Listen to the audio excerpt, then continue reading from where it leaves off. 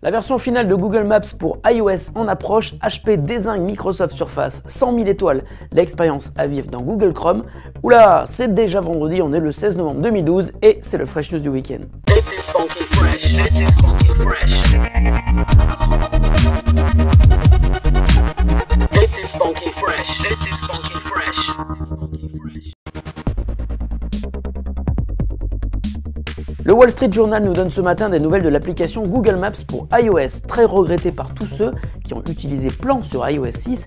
La version appli de Google Maps serait proche de la version finale et serait même à laisser auprès de plusieurs bêta-testeurs en dehors de la compagnie. Cette nouvelle version de Google Maps devrait intégrer le guidage GPS et pourrait ainsi faire de la concurrence à l'appli native de Apple sur iOS 6. Prochaine étape, mais qui sera sans doute la plus délicate, la soumission de la version finale aux équipes de validation de l'App Store. Celles-ci pourraient en effet décider de ne pas l'accepter afin de ne pas faire d'ombre à leur propre appli Plan. Et de son côté, Apple a renforcé l'équipe qui gère l'appli native Plan sur iOS 6. De nombreux correctifs sont en cours de développement, mais le bad buzz a déjà bien fait son œuvre. Google Maps est donc attendu avec impatience. Lorsque Microsoft a présenté sa tablette Surface, on se doutait bien que les constructeurs de PC ne la verraient pas d'un bon œil, Microsoft devenant ainsi concurrent de ses propres partenaires. Maintenant que Surface est sortie, certains d'entre eux y vont de leurs commentaires. C'est aujourd'hui le patron de la division PC de HP qui vient de faire une déclaration plutôt fracassante. Pour Todd Bradley, Surface est très lente, se révèle d'un aspect un peu cheap, il pense qu'elle n'est pas compétitive et qu'elle est trop chère, la totale. En clair, il considère que Surface n'est pas un concurrent sérieux pour ses tablettes Windows 8 à venir. HP a connu une petite mésaventure avec son propre système d'exploitation WebOS qui a finalement été abandonné.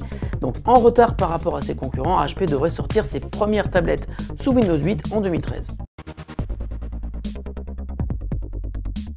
Google continue de mettre en avant les capacités de son navigateur Chrome et nous dévoile aujourd'hui 100 000 étoiles. Il s'agit d'une visite extraordinaire dans l'immensité de l'univers à parcourir depuis son navigateur.